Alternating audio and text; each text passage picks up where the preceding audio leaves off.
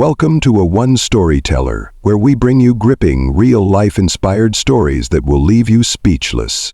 Some stories shake you to the core, some make you question everything you thought you knew about justice, and some will leave you with a fire burning in your chest. Tonight, we bring you a story of loss, vengeance, and a reckoning that no one saw coming. It started with a dog, a loyal companion who only knew love and protection. Shadow wasn't just a pet, he was family. He was the one constant in his owner's life, the only one who had been there through thick and thin. But when ruthless cops took Shadow's life in cold blood, they thought it was just another routine act of power. What they didn't know was that they had just awakened a sleeping beast. Because the man they targeted was no ordinary man. He was a ghost, a shadow of the past, a name whispered in military corridors with reverence and fear, a man trained to dismantle governments, take down threats before they even knew he was there, and erase enemies without leaving a trace. The officers thought they were in control. They thought they could walk away unscathed. They had no idea they had just signed their own death warrants. So buckle in, because this isn't just a story.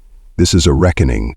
This is Cops Kill Black Man's Dog. They had no idea who he really was. James Carter was a man of few words, a man who had learned the hard way that silence was often the safest choice. He had seen the worst humanity had to offer in his years as a military operative, but those days were behind him now. The loud, chaotic war zones, the constant threat of death, the adrenaline that surged through his veins, it was all gone. All he wanted now was peace, a quiet life away from the noise, away from the fighting. After retiring from active service, James settled in a small suburban neighborhood in South Carolina. The air was thick with the scent of freshly mowed lawns, and the houses stood like identical sentinels, white picket fences lining neatly trimmed gardens. It was the kind of place where everything seemed too perfect to be real, too calm to be believable. He didn't fit in. Not really. James, a black man in his mid-40s, was an outsider in a predominantly white neighborhood. The residents were polite enough, but there was always that unspoken distance, that feeling that he wasn't entirely welcome. There were no neighborhood barbecues, no friendly wave as he walked by, no invitations to join the local book club or the community council meetings, and that was just fine by him. He had Shadow, his German shepherd, and that was all the company he needed. Shadow had been his companion for over 5 years. A stray dog rescued from a shelter, Shadow had become more than just a pet. In the military, animals like him were often trained to detect bombs, track down enemies, or serve as a companion to soldiers on lonely, dangerous missions. Shadow had been his partner through it all, through the heat of battle and the long nights of fear. In some ways, Shadow understood him better than anyone ever could. The dog was always by his side, following him through the house with a loyal step, even sitting by his feet when James worked in his small study late at night. When the memories of past battles and lost comrades haunted him, Shadow would rest his head on James's lap, as if to say, "You're not alone."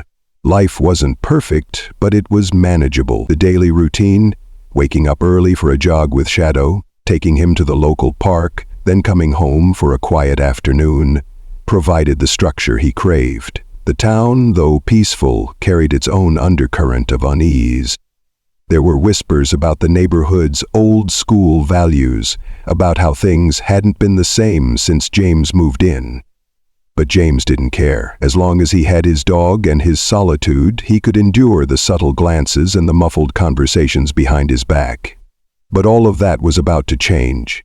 James had just finished his morning jog with Shadow when the sun began to dip low in the sky. The soft golden light of early evening settled over the street as they made their way back home. The neighborhood was quiet, as it always was at this hour. People were inside, preparing dinner, watching TV, or tucking their kids into bed. James couldn't remember the last time he had seen any of his neighbors outside after dark. The two of them, James tall and broad-shouldered in his worn-out workout clothes, and Shadow, the muscular, alert dog, were an odd but peaceful sight. walking side by side down the neatly paved sidewalk. The sound of Shadow's paws hitting the ground was rhythmic, like a metronome, a constant beat that kept James grounded in the moment. They turned the corner onto their street, the house just a few doors down from the cul-de-sac. James felt his muscles relax as they approached the driveway, Shadow's leash slack in his hand. The stillness of the evening was almost comforting, the world feeling far removed from the chaos of his past. As they reached the driveway, however, that sense of peace was shattered by the sound of tires screeching down the road. A police car, its sirens off but lights flashing, came speeding around the corner. James froze. The car jerked to a stop right in front of him, tires spinning in the gravel. The doors slammed open, and two officers, both with their guns drawn, jumped out of the vehicle. "Hands up! Get down on the ground!" one of them shouted, his voice harsh and demanding. The officer's gun was aimed directly at James's chest. Shadow immediately growled, stepping forward protectively in front of James. His hackles rose, the muscles in his body taut with the instinct to defend his owner. James didn't move. His military instincts kicked in, and his mind instantly began processing the situation. He raised his hands slowly, keeping his movements controlled. His heart raced, but his exterior remained calm. He was trained for moments like this, though he never thought they would happen in his own driveway. "What's the problem, officer?" James asked, his voice steady. He didn't want to escalate things. The officer who had yelled, a tall, imposing man, narrowed his eyes at James. He didn't respond immediately, only glancing down at the dog. The second officer, a younger man with short-cropped hair, was looking directly at Shadow, his gun trained on the dog. "Control your dog," the younger officer barked, his voice sharp and uneasy. James remained still. Shadow's growl deepened, but he didn't move any closer. The dog was trained to react only when provoked, and James knew better than to panic. "Shadow's fine," James said calmly. "He's trained. He won't attack unless you give him a reason." But the young officer wasn't listening. His finger tightened on the trigger. The older officer, still with his gun aimed at James, finally spoke up. "We got a report of a suspicious man walking a large dog near the houses," he said, his tone dismissive. "Now, you're telling me you live here? What's your name?" James took a deep breath. He could feel his pulse quicken, but he kept his voice even. "I live here," he repeated. "I've been here 2 years now, just taking my dog for a walk." The young officer seemed to disregard the explanation, his attention now fully on the dog. Shadow, sensing the tension, took a protective step forward, still standing firm in front of James. He was watching the officers carefully, every muscle in his body primed for action. "Control your dog," the officer demanded again, his voice rising. But before James could even respond, the sound of a gunshot shattered the air, a single shot. Shadow yelped, the sound of his cry echoing through the neighborhood. Blood began to pool on the sidewalk beneath the dog's body. The once strong, protective animal collapsed, his legs buckling beneath him. James's heart stopped. He couldn't move. For a split second, everything in his mind went blank. Shadow, his best friend, the one who had stood by his side through thick and thin, was now lying on the ground, lifeless. "No," James whispered, his voice thick with disbelief. He dropped to his knees, cradling Shadow's head, his hands shaking as he tried to stop the blood from flowing. Shadow's eyes met his, flickering with the last remnants of life before they went cold. The young officer, Reynolds, took a step back, his hands trembling. I thought he was going to lunge," he stammered, his voice full of fear. The older officer, Harper, sneered, his voice cold and indifferent. "One less dangerous dog off the streets," he said with a laugh, clearly unfazed by what had just happened. James's blood boiled, but he didn't act. He knew exactly what he wanted to do, but he didn't. Instead, he looked the officer in the eyes, Harper's eyes, and said, his voice low but filled with promise, "You just made the biggest mistake of your life." It had been a long, exhausting day, but James was used to the quiet routine of his evenings. As he and Shadow walked down the familiar streets of their neighborhood, the peace that had settled around him seemed comforting, almost surreal. The streetlights flickered on one by one, casting their dull, yellow glow onto the cracked pavement. The neighborhood felt safe at this hour. Still, the odd glances he received every time he passed a neighbor's house made him feel like an intruder in a space that wasn't truly his.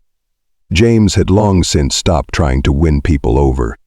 He knew the feeling of being an outsider. As a black man in a predominantly white town, James had learned to ignore the subtle, often unspoken prejudice that lingered in the air. It didn't matter if he was a decorated veteran or a quiet neighbor. In their eyes, he would always be different. They never openly said it, but James could feel it. He could sense it when he was met with looks of curiosity, suspicion, and even outright distrust. But none of that bothered him. Not as much as it used to, anyway. His life had been too chaotic for too long, and now, the only thing he truly cared about was peace. Peace with his past, peace in his present, and peace with the dog who had become his family. "Let's get home, boy," James muttered under his breath as Shadow trotted alongside him, the dog's breath warm against his leg. It was a quiet evening, and James longed to get back to the comfort of his home, where he could enjoy a warm meal, a hot shower, and the solace that only Shadow could provide. But as they neared their driveway, the sound of a car's tires screeching violently against the asphalt shattered the calm. James looked up, his body tensing in an instant. The police car was speeding down the road, its sirens off but lights flashing aggressively, creating an unnatural, eerie glow against the otherwise calm street. James stood still for a second, his heart rate quickening. What now, he thought. The car's tires screeched again as it slammed to a stop right in front of him. Before he could even register what was happening, the doors flew open and two officers jumped out, guns drawn and aimed at James's chest. "Hands up! Get down on the ground!" one officer barked, his tone commanding, aggressive. James froze. What the hell is going on? His military instincts kicked in, a deep, visceral awareness of danger flooding his body. Years of combat experience flooded his mind, but still, he raised his hands slowly, palms facing the officers, his fingers splayed open. "I'm not armed," he said, his voice calm but carrying the weight of experience. "I'm just walking my dog." His words didn't seem to matter. The officer who had shouted, "Officer Brad Harper," a towering man with a permanent sneer on his face, didn't flinch. He kept his gun aimed at James, while his partner, Officer Reynolds, did the same, but his focus was squarely on Shadow. The young officer was visibly jittery, his finger twitching nervously on the trigger.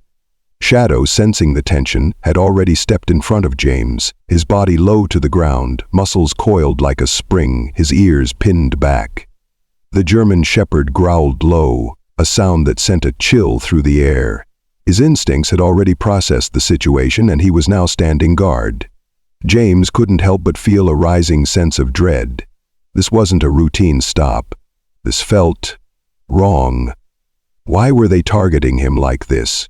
"Control your dog," Reynolds ordered, his voice sharp and laced with fear. James kept his voice steady. "Shadow's trained," he replied, his eyes darting back and forth between the officers. "He's not going to hurt anyone unless you provoke him." Harper's lip curled in disdain. "Yeah? You think I'm going to trust a damn mutt?" In that moment, the tension between them escalated and James could feel the rage bubbling up inside him, but he kept it contained. Shadow wasn't going to do anything unless they pushed him to. "I live here," James said, his voice growing more insistent. "This is my home. My dog has every right to be with me," but the officers weren't listening. Reynolds, still gripping his gun, didn't take his eyes off the dog. "You need to put him on a leash and get him under control," Reynolds demanded, his tone more like an order than a suggestion. James's hand twitched, and he instinctively took a step forward to call Shadow back, but before he could, the situation spun out of control. The sound of a gunshot, sharp, sudden, and deafening, ripped through the air. Everything seemed to slow down in that moment. The blast of the gun echoed like a thunderclap, and James's heart nearly stopped. The acrid smell of gunpowder filled the air as Shadow yelped, a sound that tore through James's chest like a blade. Before James could react, his loyal companion collapsed onto the sidewalk, blood quickly staining the pavement beneath him. His body twitched, and his once strong legs buckled. Shadow's mouth opened in a silent gasp, his eyes locking with James's in a final, heartbreaking plea. "No!" James screamed, the word ripped from his throat with a rawness that made his voice crack. He fell to his knees beside Shadow, cradling the dog's head in his lap. His hands trembled as he tried to stop the blood flowing from the wound, but it was no use. Shadow's breathing grew shallow and labored, his body growing colder with each passing second. "Shadow, stay with me," James whispered, his voice shaking. But it was too late. The dog's eyes fluttered once more, searching for some kind of comfort, before they glazed over. His loyal, brave protector was gone. James sat frozen for a long moment, the weight of what had just happened crashing down on him. His mind went blank. No thoughts, no emotions, just a searing emptiness that consumed him. The one thing in his life that he had come to trust, to rely on, was gone in an instant. And for what? He had done nothing wrong, he had simply been walking his dog. But that didn't matter. What mattered was the officers, standing there looking at him like they had done their job. Reynolds seemed to realize the gravity of the situation as he took a step back, his face pale. I thought he was going to lunge," he stammered, his hands still shaking from the adrenaline. James's eyes burned with fury as he looked up at the officers, but it wasn't just anger he felt. It was a deep, soul-crushing sorrow, the kind of grief that only comes from losing someone you love. Harper, the taller officer, didn't seem bothered at all. In fact, his face twisted into a smirk, as though the situation was beneath him. "One less dangerous dog on the street," he sneered, his voice dripping with disdain. James clenched his fists, his nails digging into his palms so hard that blood started to trickle from his hands. He wanted to lash out, to hurt them, to make them feel what he felt. But he didn't. Not yet. He had to remain in control. Through gritted teeth, James spoke, his voice low but full of an anger that had been building for years. "You just made the biggest mistake of your life." The officers exchanged a brief glance, one that made it clear they didn't take James seriously. But they didn't know who they were dealing with. They didn't know that James Carter was more than just a man walking his dog. They didn't know that James spent the next few days preparing. He knew he couldn't just go through the usual channels. He had already learned the painful truth that justice for black men in America often meant fighting an uphill battle, and sometimes even doing everything right didn't yield the right results. His grief, though overwhelming, transformed into something sharper: resolve. He sat in his home office late into the night, his desk cluttered with papers and old military files.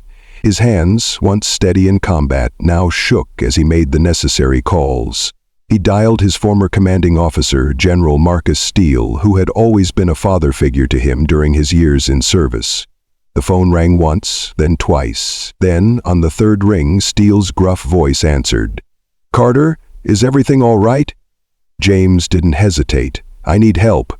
There's something I need you to do." There was a long silence on the other end. General Steele was a man who'd seen it all. But even James could hear the seriousness in his voice when he spoke again. "You're asking for something big. I'll help you, but you need to know it won't be easy." "I know," James said, his voice calm but filled with unwavering determination. "But it needs to be done." They spoke for a while longer, discussing logistics and how James would need to stay under the radar, how they'd handle the situation discreetly. General Steele promised he would get a team together, men he could trust, professionals who would help James take down the officers who had taken Shadow from him. When the call ended, James sat in silence, staring at the phone in his hand. For the first time since Shadow's death, a tiny ember of hope flickered in his chest. He wasn't alone. He didn't have to face this fight by himself. The reckoning was coming, and the officers would soon realize that crossing James Carter wasn't something they could walk away from. As he prepared for the days ahead, James made sure to leave no trace. No one could know his plan. Not his neighbors, not the police, and especially not the officers responsible for killing his dog. General Steele's men would handle things from there. But James wasn't just thinking about the officers. He was thinking about the system that protected them too. The fight wouldn't stop with the two officers. It would spread to the entire police department. Corruption like this couldn't go unpunished. A few nights later, Officer Brad Harper and Officer Reynolds found themselves at a local bar, unwinding after a long day of work. Their laughter echoed in the dimly lit room, a contrast to the grim reality they had both just caused. They were celebrating their victory. Their actions had gone unchallenged, and Shadow's death was already being swept under the rug. To them, it was just another day on the job. Another black man's pet destroyed, and they thought it was over. "You should have seen the look on his face," Harper boasted between gulps of his beer, his voice filled with smug satisfaction. "That guy was terrified. Just one little gunshot and the dog's out of the picture. No threat anymore." Reynolds nodded, though his discomfort was evident. "I don't know, man. Something about that guy felt off. I don't think he was just some random dude." Harper waved him off. "It doesn't matter. He's a nobody. He's just a man walking his dog. And now his dog's gone. Nothing more to it." But there was a nagging feeling that wouldn't leave Reynolds. Despite his attempts to drown out the doubts with more beer, he couldn't shake the image of James's haunted eyes, or the tension in the air just before the shot rang out. Something didn't sit right with him, but he wasn't going to argue with Harper. As they laughed and shared war stories from their shifts, the door to the bar opened, and the atmosphere shifted. A group of well-dressed men walked in, scanning the room like they were looking for someone. They were sharply dressed. Black suits, black sunglasses, the kind of look that screamed professionalism. Their presence was unmistakable. One man, much larger than the others, walked straight up to the bar and fixed his gaze on Harper. He wasn't just another drunk or barfly. This man had an intimidating presence, the kind that made everything feel more serious. "You Brad Harper?" the man asked, his voice low, almost menacing. Harper blinked, unsure of who this was. "Yeah, that's me. Who the hell are you?" The man smirked slightly. "My name's General Marcus Steele, and I think you owe me an explanation." For a brief moment Harper was confused, but then he remembered. He'd heard that name before, whispers from his time in service. General Steele was a legend in certain circles, a highly decorated officer with ties to covert operations, a man no one crossed without consequences. Reynolds felt a cold chill creep up his spine. He looked from Harper to the group of men and then back to Steele, who was slowly stepping closer. The tension was palpable, and Harper was starting to feel the weight of the situation. "You don't recognize me, do you?" Steele said, his voice now deadly calm. "I'm James Carter's friend. You know, the guy whose dog you decided to shoot?" Harper's heart skipped a beat. His smug expression faltered, replaced by confusion and fear. "What the hell are you talking about?" Steele's eyes narrowed, and he stepped even closer.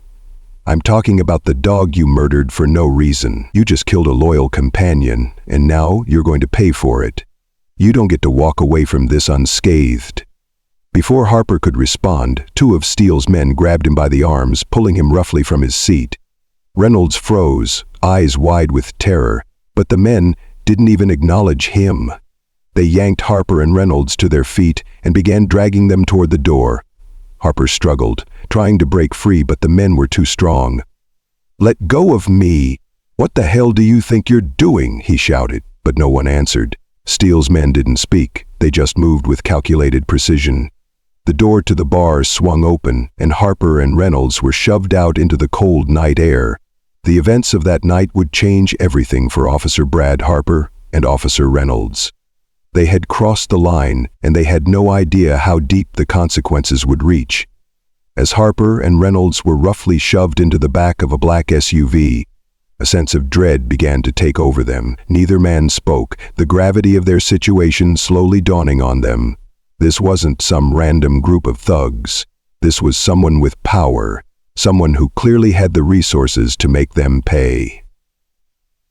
The doors slammed shut, and the vehicle sped off into the night, leaving the bar and its patrons far behind. The sounds of the city seemed to fade away as the SUV took them toward a dark, isolated area on the outskirts of town. The vehicle finally came to a stop in front of an old, dilapidated warehouse. The kind of place where the echoes of old industry still lingered in the air, and the faint scent of rust and decay hung like a shadow. A place that screamed danger. The men in black suits stepped out of the SUV without a word, each one keeping a tight grip on their weapons as they moved toward the back of the vehicle. Harper and Reynolds were dragged from the SUV, their hands bound tightly with zip ties. There was no fight left in them now. They were no longer the confident officers in control of the situation. They were two men facing the wrath of someone they had clearly underestimated. Once inside the warehouse, they were thrown to the cold concrete floor. Harper's heart pounded in his chest as he tried to gather his bearings. The cold air stung his skin, and the faint smell of gasoline mixed with the stale scent of the abandoned building. It felt like the end of the world, like they were about to pay for their sins in ways they never thought possible. General Marcus Steele stood in front of them, his face expressionless as he watched them squirm on the ground. There was no anger in his eyes, only cold, unfeeling precision. The kind of precision he had learned over decades of covert operations. He knew how to make people suffer without having to lift a finger. "You two don't get it, do you?" Steele's voice was calm, but it carried the weight of a man who had seen far worse than what they had ever inflicted. "You took something precious from a man who was just trying to live in peace, and now you will learn the cost of that mistake." Reynolds swallowed hard, his voice shaky. "Look, man, we didn't mean to—" "You didn't mean to?" Steele cut him off, his voice deadly quiet. "You shot a dog in cold blood, Reynolds. A dog who was more loyal than either of you will ever be. That's not an accident. That's an act of cruelty." Steele nodded to his men, and one of them stepped forward with a small, handheld device.